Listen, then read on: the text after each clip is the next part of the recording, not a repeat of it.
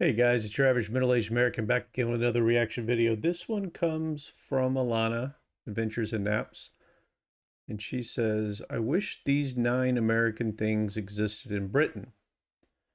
So, I know she's happy in the UK, but apparently there's a few things that she wishes you guys had that we have.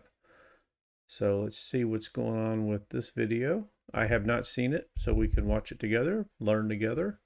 I'll put in my American inputs, comments, and questions as necessary. And if you don't mind, hit that subscribe button. It helps me. Doesn't hurt you, doesn't cost you anything. It helps me a lot. Thumbs up would be great too. Enough jibber jabber. Let's get on with the video. Hi everyone, it's me. Today we are talking about something that's a little bit spicy. So, this is your warning because today we are talking about things that America does better than the UK. For those of you who don't know me, my name is Alana and I'm a Canadian, but I have been living here in the UK for the last 8 years. Now, I've got some personal opinions and I've got some opinions from people online. So without further ado, let's go. I saw this comment on Reddit and I thought, God, they're right. So an American thing that they wish they could bring to the UK, what I would absolutely love is the natural diversity of the US. The amount of empty space with no human in sight for days. So many distinct biomes. As a Canadian, Canada is a huge country and we have a lot of wildlife. And of course, you're not going to see everything in the cities, but as a country, as a whole, we're talking moose, bears, beavers, lynx, deer, raccoon. All right. Why is the plural for goose geese, but the plural for moose isn't meese? You know, they say English is one of the hardest languages to learn, and it's just silly things like that. I know it's not important, but think about it. Goose is geese. Why isn't moose meese? Birds, loads of fish, squirrels, chipmunks. If you go further north, polar bears. Now, obviously the UK is not devoid of natural wildlife, of flora, of fauna, obviously not. But it's certainly not the same, or certainly not at the same scale. I did see a study online. Since the 1970s, it has been shown that 41% of all UK species studies have declined. Since the 1950s, the number of hedgehogs have declined by 95%, while turtle doves have crashed by 98%, and even numbers of the common toad have fallen by 68%. Now, it's not all depressing. Those numbers are kind of alarming, but I did read beavers. The beaver has been successfully reintroduced into the UK after 300 years of being hunted to extinction. North America definitely has more wildlife than the UK, but we're seeing promising signs that animals can be reintroduced successfully. So, fingers crossed, because if hedgehogs become extinct, I will scream. Similar to natural diversity, this guy misses raccoons, and honestly, same. Raccoons, aka trash pandas, are just a really funny animal. They're quite vicious, even though they look absolutely adorable, and I do miss them. They're very smart though. I remember, so I used to park my car back home in Canada near our bins, like our outdoor, like green bin and blue bin and that kind of thing. And I remember waking up one morning and there were little dirty footprints on the hood of my car, and I realized that a little trash panda climbed on top of my car so he could reach the green bin and open the green bin easier and get in it. So after that, we had to start putting bricks on top of the green bin because they were opening it and like using my car to get up and open it. They can also like untie. They got kind of freaky little fingers.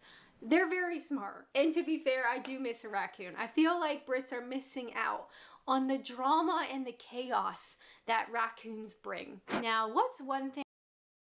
We have raccoons. We have a lot of raccoons in my neighborhood, my town. And they're not, I mean, they're vicious maybe if you, maybe if you corner one or you mess around with the babies or something, but I've dealt with raccoons for 50 years and I've never been scared of one. I've never had a problem. None of them have ever attacked me. And we have big ones. I mean, we have ones that are much bigger than cats, um, much fatter than cats. And I on my security cameras catches basically everything. I've got a ton of cameras, and it's funny because you'll see a giant one like jump over one of my stepping stones, and then you'll see a medium sized one, and then you'll see a smaller one and a smaller one and a smaller. I've seen 7 or 8 of them, just in a line, um, just following mama around or daddy around or whatever. I don't know that much about them, but they haven't really messed up anything in our yard or anything. I don't know what all they eat, but there's a lot of vegetation and stuff around. So, but no, we haven't had any problems with raccoons, and they are cute. Now, I think if you corner one, then you get what you get. But they're more scared of us than usually we are of them. Now, some people panic when they see them, but I've seen them so often and never had a problem. It's hard to be scared of them. But yeah, you can see a family of 5, 6, 7, 8 of them just walking in a line on the camera like they were, you know, going to a school bus or something. Thing that America just does better, and that has to be aircon, or as the Americans like to say, air conditioning. AC. If you have watched any of my videos in the summer, Americans say AC or HVAC. Yeah, no one says aircon. It's usually AC. Yeah, I couldn't live without AC. I mean, I assume you guys have AC in your cars, right? What's the difference? summer months, you would have heard me complaining about the aircon. I'm so sorry, it's a personal feeling, but it's definitely something that North Americans take for granted. It's just kind of assumed that it's gonna be there. So many homes in North America have aircon by default. It's just there, it's just functioning, it's just part of the home. And so before, I was always a summertime girly. I love the summertime. I love when it's sunny and hot and beautiful. But when I moved here, without aircon in homes, or lots of places to be fair, suddenly I realized I am not a summer girly when all I do is sweat. I'm only a summer girly when I can be outside and enjoy the weather and then come inside to a nice, cool, comfortable home. So now that I live in England, I am an autumn girly because I just cannot stand sweating all summer. It is something that I definitely miss. Yeah, this was brought up in one of my other videos in the comment section. We were talking about air conditioning, and most people said that it's only a week or two during the year that you really even need it, but I think the planet's getting hotter. I don't want to get into political climate change, whatever, but it is getting hotter. I mean, we're breaking records where I live. So we keep our air conditioner on 74, 75, 76 Fahrenheit. Actually 73 when we sleep, 76 when we're not home, and usually 74, 75 when we are home, which is all about, I think it's 22, 23 degrees Celsius. And the air conditioner will automatically kick on if it goes 3 degrees above whatever the setting is, until it gets down to the setting or even below the setting, and then it will kick off, and then it kicks back on, once it goes back on there again. I can't imagine I just can't imagine not having air conditioning. And not only is it for the temperature, but it's also for the humidity. I would assume that Britain would be a humid place, just from the rain and the way buildings are built and all that. Lack of windows. I mean, I know you have windows, but it's not like you have these big walls of glass in your homes. I would think that humidity would be a problem. Do you guys have dehumidifiers, or do you need them? Because an air conditioner automatically does that as well. So it's it's basically a dehumidifier and a temperature difference. And then our air conditioner it also has heat built in. So in theory, you could set your thermostat for 23 degrees Celsius and for air conditioning and 22 degrees for heat or something if you wanted a huge electric bill. But realistically, you set it for maybe a 10-degree difference Fahrenheit. But it's usually seasonal anyway, so it's usually you're adjusting the heat or you're adjusting the air. But yeah, there's not a day goes by that we don't even have the air on or the heat on. I shouldn't say that. In the winter, we don't always have the heat on, but there's not a day goes by. Not a day goes by that we don't have air conditioning on unless it's cold outside. That's a better statement. A lot of Brits say we don't need it. And I already know there You are will. comments that British people are saying we don't need it, you'd only use it for 2 days out of the year. I hear that every year. I don't think that's the case. Old English homes are built to retain heat. This property is hundreds of years old. And let me tell you, when it is hot, humid, sticky, I'm sitting at my desk, I'm trying to work, I'm actively sweating on my keyboard. God. It sucks. If I could have aircon in this country, I would. I really miss it. But it's also one of those things where if you grow up with access to it, it becomes like second nature. Whereas I think if you are 60, you've never had aircon in your home, it's hard to understand what life could be like because you haven't had that. Does that make sense? My mom and I went to the same high school. And when she went, they didn't have air conditioning. And then when I went, they did.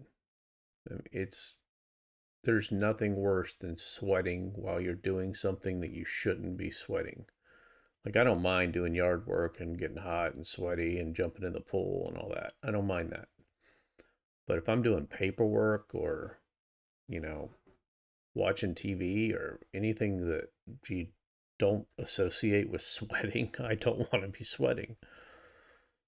That's crazy. And I don't understand why you guys don't have any window units. I mean, they're not the prettiest things in the world, but they are very efficient. And, if you've got a small place, you could have one window unit, it would make a huge difference. I mean, it would knock you down 3, 4, 5 degrees Celsius with just one unit. All you'd have to do is, worst case, replace the window so that you have a more adaptable window, one that doesn't open out. And then you just install the unit, and it's not even permanent. So in theory, if you were handy or you wanted to deal with it, you could literally just put it in for 1 month a year or whatever. Yeah, I can't imagine. That's rough. I mean, in our house, we have a ceiling fan in every bedroom. Well, we're almost every bedroom. Yeah, every bedroom. And a ceiling fan in our family room. Our kitchen has 2 air conditioner vents. One in our living room, one in each bedroom, obviously, one in each bathroom. Yeah. So we have central air and heat, and then 1, 2, 3, 4, 5, 6 ceiling fans. Can't imagine. Anyway, I miss aircon. What's an American thing that Britain needs? Pickle chips.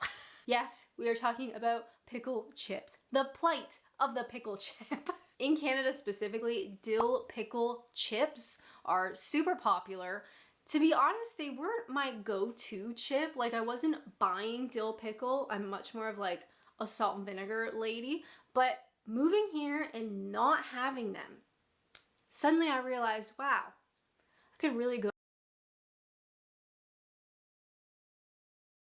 Yeah, this is my local grocery store, Publix. You can shop in person. It's literally 5, 6, 7 times bigger than an Aldi, at least the Aldi I've been to. You can shop in person or you can have it delivered. And they have 155 different kinds of pickles.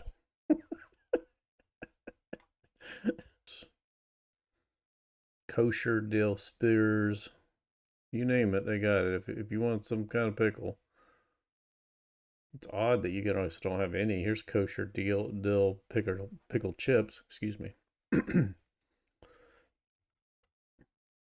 So yeah, there's 150 different ones.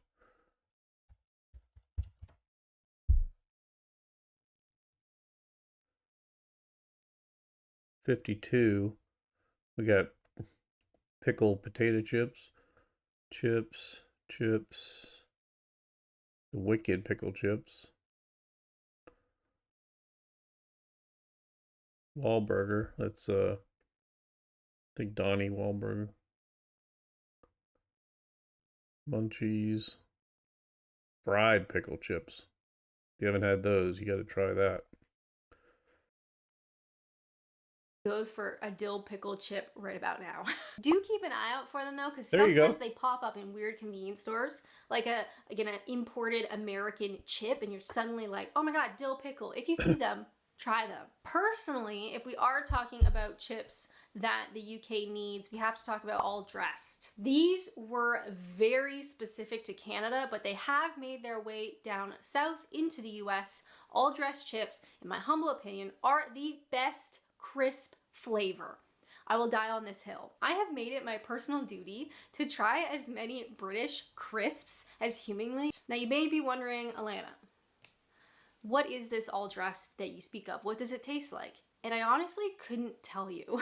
They're basically like a mashup of a bunch of other flavors. They're divine. I miss them. All dressed if you see this. I miss you. I love you.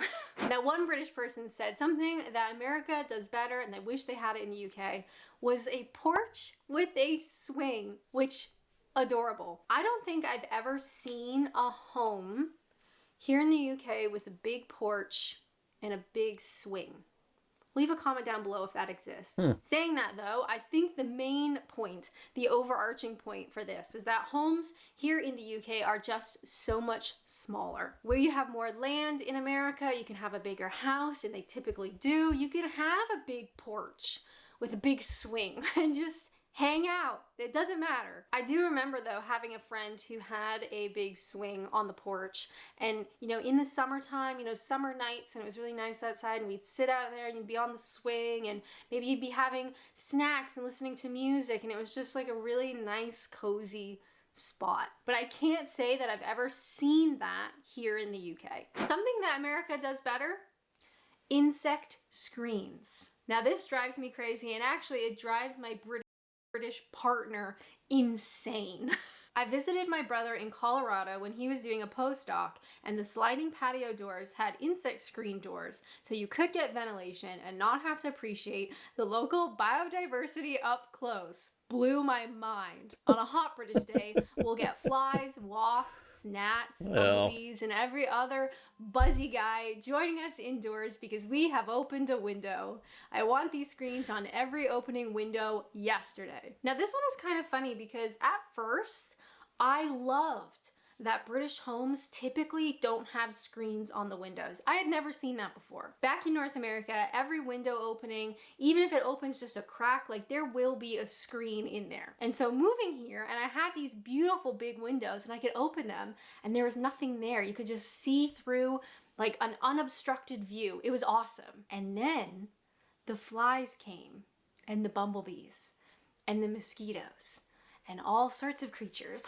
So on one hand, I love that there's no screens because it feels, I don't know, it feels really nice in the summertime. You got the windows open, you can see, you don't feel so constricted maybe. But the reality is that all the local biodiversity buzzing insect guys do come in. And then once they come in, they don't. I understand that you guys can't do a lot of screens because your windows open out. But there ought to be some kind of a solution. You could have a screen on the inside, or even a removable screen, so you only used it when your window's opened or something. I can't imagine. I mean, we're so anti-bug in this house. We have a bug zapper in our garage. just in case, something gets in so that it doesn't get into the house. And screens vary. Some screens you can barely even tell they're on. It's not like it makes everything dark. If you open up all the windows and doors and have all your screens in, you won't even notice them most of the time. But you'll definitely notice them if you don't have them on. Your house fills up with everything. We probably have more bugs than you guys have, but still, mosquitoes and flies are the worst. Because then somebody comes over and you have a fly in your house and makes you look like you're dirty. And yeah, I don't understand that. If you have sliding doors, and they even make not mosquito, but they even make bug screens for people to open up their garage door, the big overhead door. So when you open up your big overhead door, you can have a screen down. So like if you were, working in your garage or something, you could have the door open and you still have a bug screen, even on the giant opening. Some people turn their garage into like a man cave or something. They'll put a TV in there and an air conditioner, and they can work on their car, or watch a football game or whatever. And they have these giant screens that are, I guess they would be 7 meters wide and 2 or 3 meters tall, 3 or 4 meters tall. So it covers your whole entire opening that you would drive your car through. Yeah, we don't like bugs. I don't know how to get out. So this one in particular drives my partner insane in the summertime when the flies come in and they're buzzing around and then they can't get out, and you're trying to like shoo them out the open window and they just can't figure it out. Or when I'm filming, I close the windows and I close the blinds, right? Like I'm trying to keep a closed environment for like sound and everything.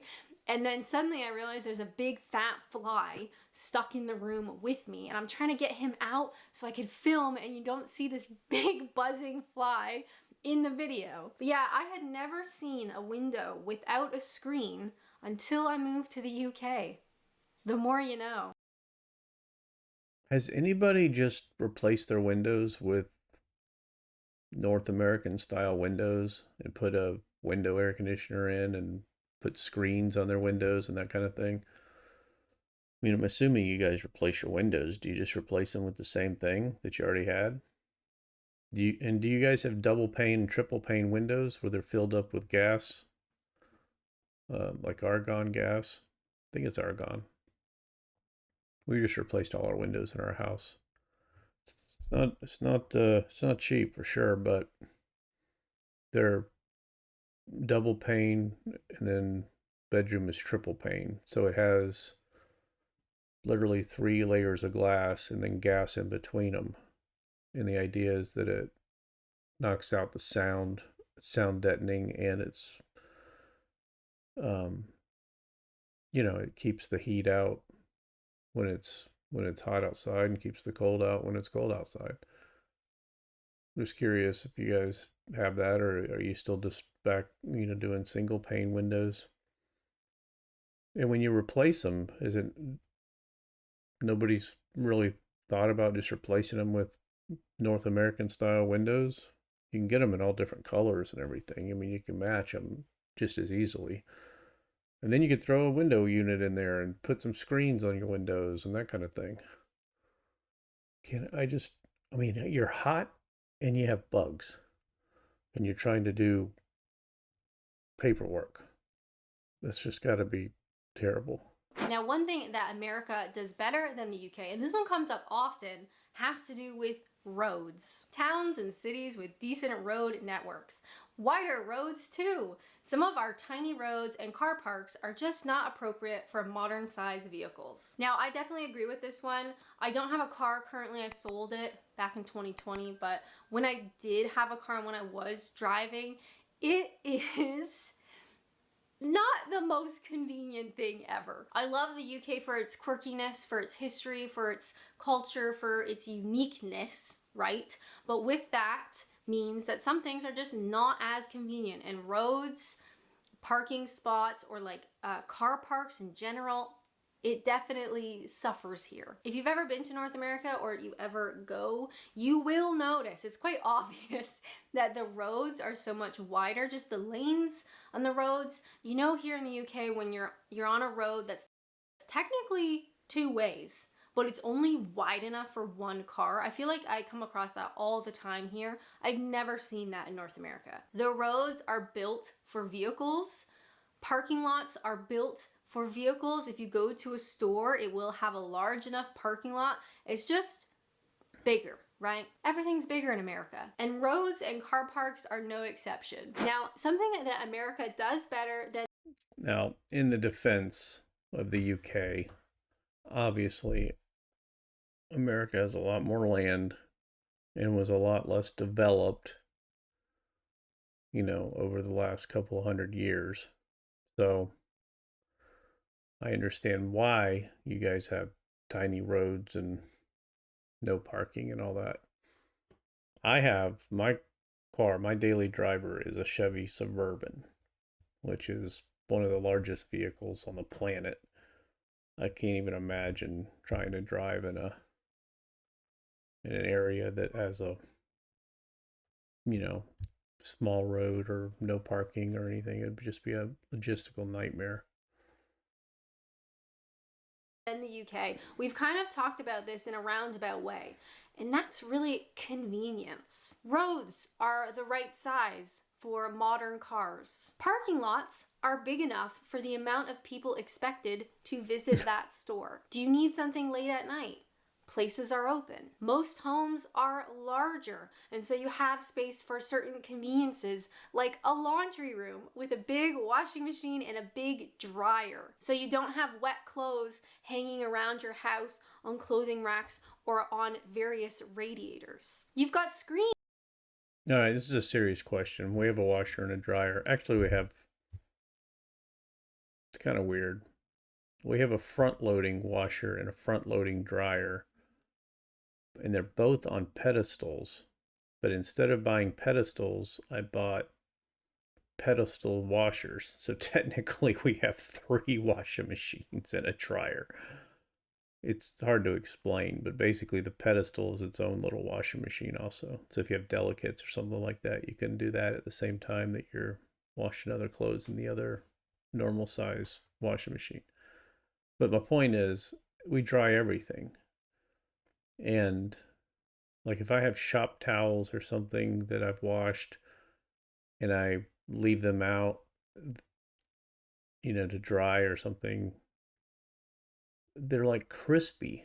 They're like hard and crunchy. Is that, I mean, is that normal for you guys, for your clothes? When you hang out your shirts to dry and stuff, don't they kind of get kind of crunchy and crispy? And you know, our dryer dries them. It has a sensor in there. It knows when the clothes are dry. You can determine how dry you want them. And then if you don't take them out of the dryer every 15 minutes, it will kick back on and cycle them around so you don't get wrinkles. Let me know. I'm curious about the crispy thing because, like, my towels, like towels I use to wash the car and stuff, they get like hard and crunchy when they dry. You know, when they air dry. Curious.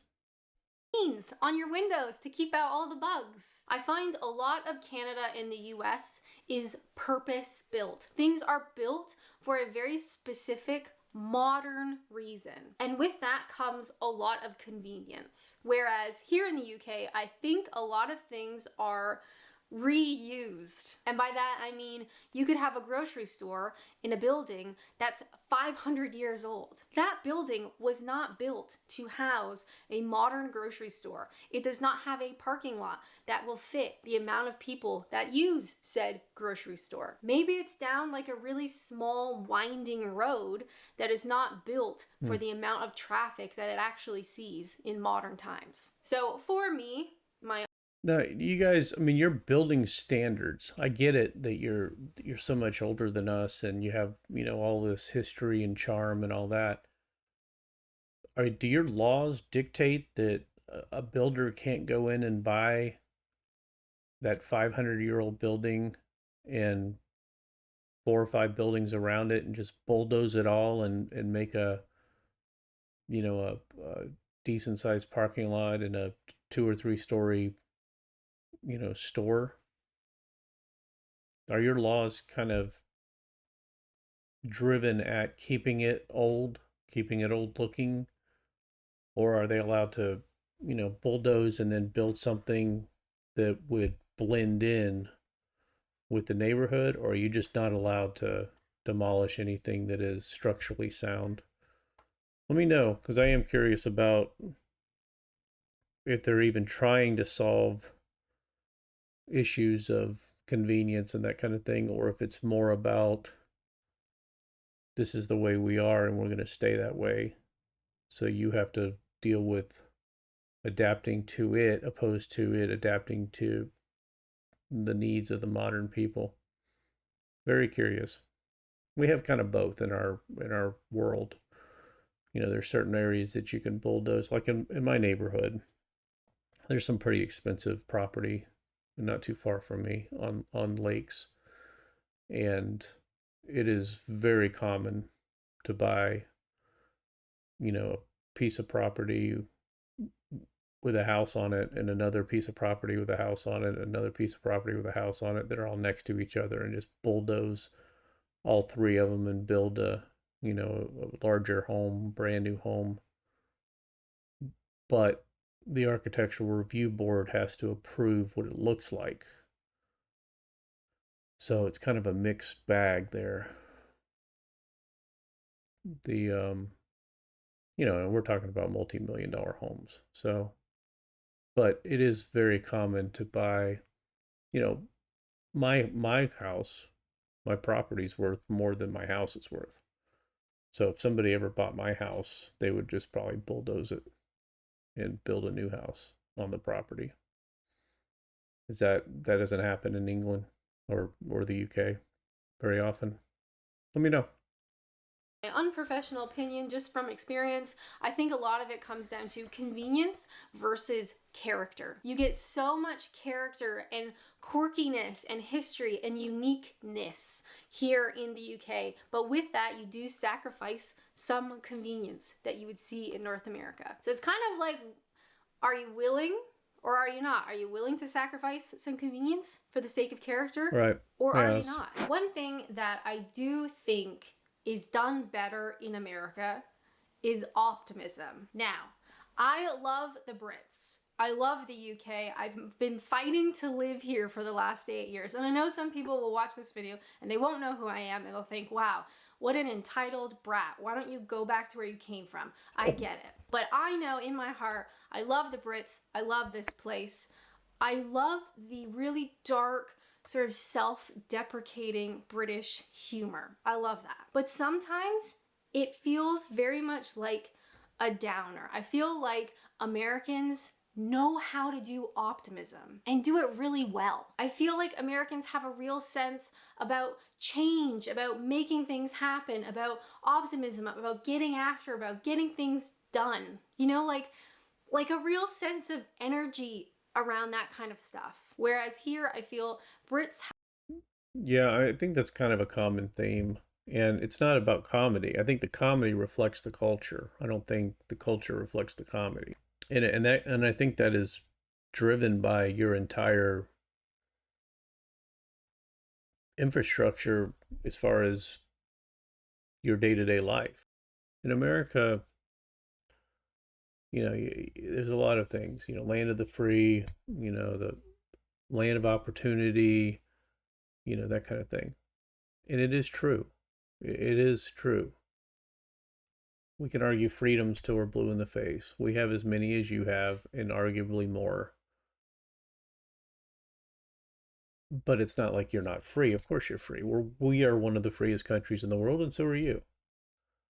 But it is ingrained in us that you're responsible for yourself and your family, and that you have every opportunity to make something of yourself, whether that's the director of a nonprofit If you don't care about money, and you just want to help people, great. Run a nonprofit. If it's you want to be a doctor or a lawyer, or you want to start your own business and be self-made, that's America. You can be born poor, dirt poor,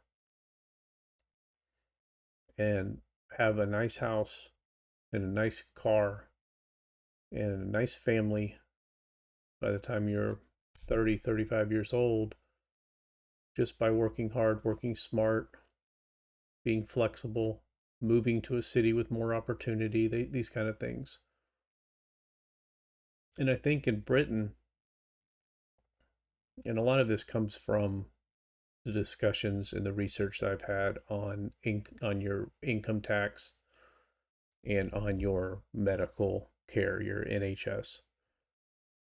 It's almost like in order to raise people up, you have to push other people down so that everybody meets in the middle, so that everybody is average, everybody is okay. And that's not how it works in America. In America, we want everybody to rise, and we don't push anybody down. The rich pay most of the taxes in America, almost all the taxes in America.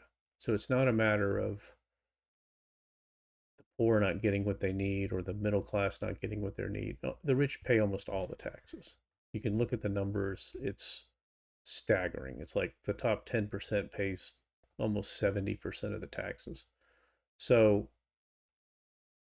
the poor get taken care of as much as possible, but it's not at the expense of pushing down everybody above them. That makes sense. I don't know if that makes sense or not. It's hard to explain. No matter what you're going through in America, you do feel like it can change. That worst case, you can move to another city. You can, for example, a hurricane hits Louisiana. Construction workers from all over the country go to Louisiana and start building and start making money and start, you know, starting a life. They may have a family in Michigan or a family in Wisconsin or whatever, but they're going to go down to Louisiana. They're going to rebuild that city. They're going to make a bunch of money doing it, and then they're going to go back home. That's the kind of the mindset. You go where the opportunity is. You do what you got to do. It's not all about money, but it is about taking care of your family yourself without the government. Most Americans don't want the government in their business. They don't want to rely on the government. They don't want to deal with the government. They want to be their own independent person with their own privacy and everything. And that's the difference when it comes to income tax. Your income tax is much higher than it is in America, especially for upper middle class and higher. I think it's 46,000 pounds. Anything above 46,000 pounds is taxed at least 40%. I mean, that's crazy. That same amount of money in America is like 18 or 20%. So it's just different. It's a different mentality. It's a different mindset. People in America will say hi to strangers and smile and people on the subway or whatever. Not everybody, but that is the general consensus, is that we're a little friendlier, we're a little more optimistic, we're a little bit more bubbly and energetic and ready to tackle the world. And UK is more like go on with your daily routine. The government will take care of you. Everything's kind of through that lens. And it's not meant to insult anybody or anything. I'm not even saying one's better than the other. I'm just telling you the mindset. How many people in Britain start their own company? You know, how many people in Britain are born poor and know that by the time they have kids, that they have the ability to send their kids to any college that they want to go to. If they work hard and smart and get educated, that I think that's kind of the difference. Is there is that endless optimism. I mean, I'm 53 years old, and I'm still optimistic that I can, make a certain amount of money before I go into retirement. My path isn't set. It's not predetermined. I choose my path, and I choose the outcome by what I do and how I do it and how hard I work and how smart I work. I don't know. A lot of babbling, but Have an ability to sort of slide into being like dark and cynical about things rather than having that really like go-getter American optimism. I'm not sure if that really makes sense. If you it makes have sense. familiarity with America, maybe you know what I'm talking about. But that is something that I wish was maybe more natural to British people. I love you guys. I love your sense of humor, okay? Don't change. But sometimes like being really cynical is actually quite draining or quite negative. Do you know what I mean? If this video didn't upset you too much and you'd like to watch more content, which would be totally awesome, why not check out this one? I talk about all of the British words I say naturally now. But as always, thank you guys so much for watching, and until next time, bye! Well, guys, there you go. These are the things that she wishes existed in Britain. So I understand where she's coming from. And again, when you're comparing America to the UK, it's not a this is better or that is better, or it's just different. That's all. A lot of things are the same. We're more similar than we are different, but there are some key differences. If you compare us to the rest of the world and you compare Britain to the rest of the world, we're going to be a lot more similar to Britain than most other countries, and vice versa. So anyway, hope you liked that video. All right, guys, I appreciate you. If you're new to my channel, it's anything and everything that interests me as a middle-aged American. It's going to include learning about other cultures, international traveling, finding out what other cultures think about America, learning more about America myself as an American. I'd appreciate it you subscribe. That really does help me in the algorithm. And I'm trying to build a little bit of a online community of friends here that can help each other explore countries and get information. Thumbs up is also appreciated, of course. Anyway, I appreciate you, and I will see you on the next one. Take care.